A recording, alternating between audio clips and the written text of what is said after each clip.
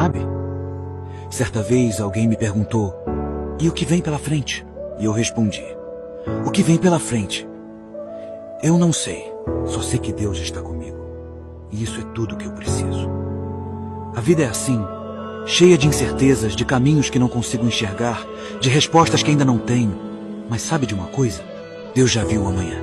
Ele já preparou a estrada, alinhou os detalhes e escreveu um final que ainda não consigo entender. Então não importa o que vier. Se Deus está comigo, eu vou continuar, vou confiar, vou esperar, vou descansar.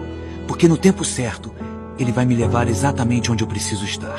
E quando esse momento chegar, vou olhar para trás e perceber que tudo fez sentido, que cada dificuldade me fortaleceu e que cada espera foi um aprendizado. Deus nunca falha, e no tempo dele tudo acontece do jeito certo. Por isso sigo firme, pois sei que Ele sempre cuida de mim.